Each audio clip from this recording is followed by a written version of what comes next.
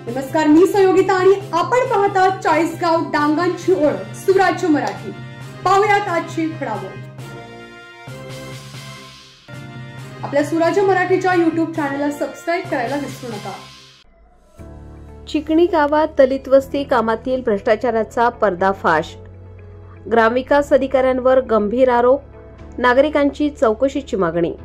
संगमनेर तालुक्यातील चिकणी गावातील दलित वस्ती विकास कामांमध्ये मोठ्या प्रमाणात भ्रष्टाचार झाल्याचा गंभीर आरोप ग्रामस्थांनी केला आहे। ग्रामविकास अधिकारी अनेक वर्षांपासून एकाच ठिकाणी कार्यरत असून रस्ते विकास आणि पायाभूत सुविधांच्या कामांमध्ये निकृष्ट दर्जा व अपारदर्शकता असल्याचे उघड झाले आहे। ग्रामसभेच्या ठरावानुसार सर्व निविदा ऑनलाईन पद्धतीने द्याव्यात असे ठरवण्यात आले असतानाही ठराविक ठेकेदारांना थेट कामे देऊन निधी हडप करण्याचा प्रकार सुरू असल्याचे ग्रामस्थांचे म्हणणे आहे।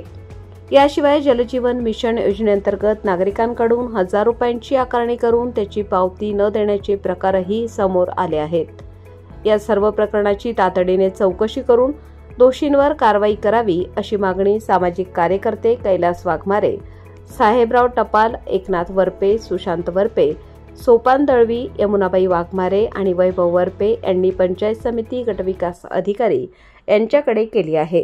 2018 पासून सुधारणा योजनेअंतर्गत जो निधी आहे तो आम्ही वारंवार ग्रामपंचायत करून सभामंडपासाठी आम्ही त्याची सातत्याने मागणी करत आहे।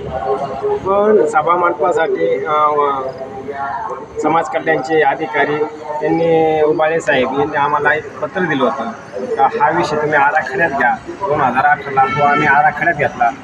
त्या प्रस्तावासाठी त्यांनी हे केलं आणि त्यानंतर परत घुले साहेबांची बदली झाल्यानंतर त्या रोडे ग्रामसेवकाला आम्ही सातत्याने सांगितलं का आम्हाला सभामंडपासाठी हा आमचा दलित सुधारणा योजनेचा निधी वापरला पाहिजे। पण आम्ही त्यावेळेस संदर्भात त्याला आम्ही सह्या दिल्या एकमताने आणि त्यांनी त्याचा त्या सह्यांचा गैरवापर करून त्यांनी सभागृहासाठी तो हायमॅक्स वीज पुरवठा म्हणून त्यांनी 5 लाख रुपये मंजूर केले। आम्ही तो प्रस्ताव दिला नव्हता। त्याच्याने आम्हाला आमच्या वस्तीमध्ये कॉन्क्रिटीकरण भरपूर गरज आहे। छोटे मोठे आम्हाला कार्यक्रम करता येतात आणि त्यासाठी आम्हाला सभामंडपच व्हावा ही आमची अपेक्षा सातत्याने आम्ही 2018 पासून करतो। ह्या ग्रामसेवक पदाधिकारी याच्यावर आमच्याकडे दुर्लक्ष करतात, वारंवार त्याच्याकडे कानाडोळा करतात।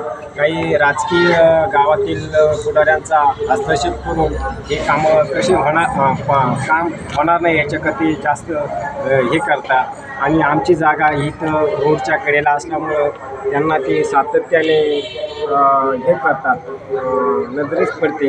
म्हणून आमची वारंवार जर त्यांनी सभा मंदिर किंवा समाज मंदिराचं कामाचं आम्हाला स्लॅबची इमारत झाली पाहिजे आणि जर ते केले नाही तर आम्ही जनआंदोलन करू आणि येणाऱ्या काळामध्ये त्याच्या आमरण उपोषण करू आणि त्याच्यावर बेकायदेशीर खाटले आमच्या परवानगीशिवाय इतर कामाची नियुक्ती केल्याबद्दल त्याच्यावर आम्ही बेकायदेशीर खटले गुन्हा दाखल करू असं ही आमची अपेक्षा आहे। बोला साहेबराव, आपले सगळ्यांना बोला आपल्या काय काही बोल। 2018 पासून आम्ही